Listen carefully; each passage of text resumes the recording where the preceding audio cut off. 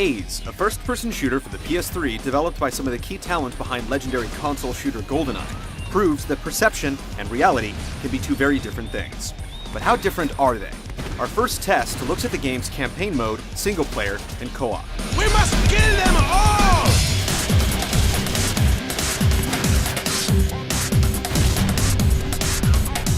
It's fair to call Haze a first-person shooter on drugs, at least for the early part of the game. When things start out, you're a proud mantle trooper, signed up to make a difference in the world. You and your squad are juiced up with nectar and using your heightened awareness, enemy glow vision, and supercharged melee strength to take down rebel scum with extreme prejudice and macho one-liners. That was like taking candy from a cripple baby! Public enemy number 1 and leader of the Promise Hand rebels is Gabriel Skincoat Marino. We fight for Merino! We fight for the Promise Hand! According to media reports, the guy actually has a coat made out of flayed human skin. What kind of a jerk would wear something like that? Today is the day that Mantel falls! As it turns out, he's the kind of jerk you'll be fighting for after learning the truth about Mantle. The exact details are still under wraps, and we're not totally sure if his coat is actually made of human skin, but after taking off your honeycombed battle armor and yellow-visored helmet, you're bound by a promise to the hand to stick it to the man, and say no to drugs. Or at least nectar. Now it's time to set things right.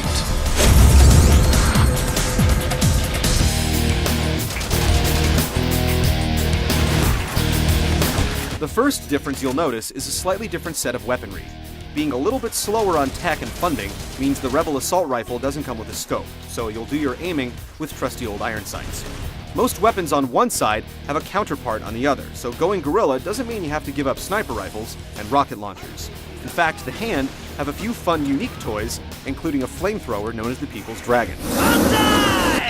Once you've switched sides, your tactics will change. You don't have nectar vision or super strength anymore, but since Mantle soldiers are all dressed up like big bright yellow bees, they're usually not too hard to spot. You can also turn their nectar dependency against them by hitting them with an overdose. Knives and grenades can both be nectarized, and you can achieve the same effect by shooting the nectar pack on their back. You can tell when a soldier has gone crazy because his equipment will turn red and he'll be unable to tell friend from foe. This can actually happen to you early on when you're enlisted, which can easily contribute to friendly fire kills. Just like a rebel to resort to sabotage. Be okay. One of the more interesting features of the game is a 4-player cooperative mode. Whenever you've got a game up and running, up to 3 human allies step in for the computer-controlled comrades. You can coordinate careful attacks or just jump in a 4-person vehicle and drive around with turrets blazing. A fallen ally can usually be revived with a friendly pat on the back.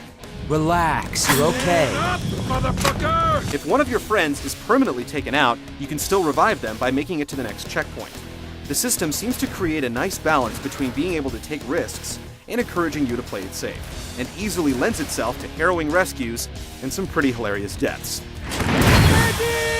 If you have friends to Haze with you, going through the entire campaign co-op style should be a great choice. This is more fun than I've ever had with my pants on.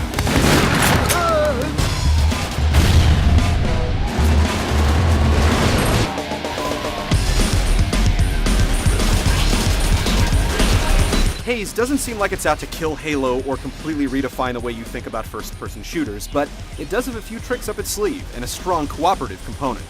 Later on, we'll take a look at the competitive multiplayer modes of Haze before finally piecing everything together in our review.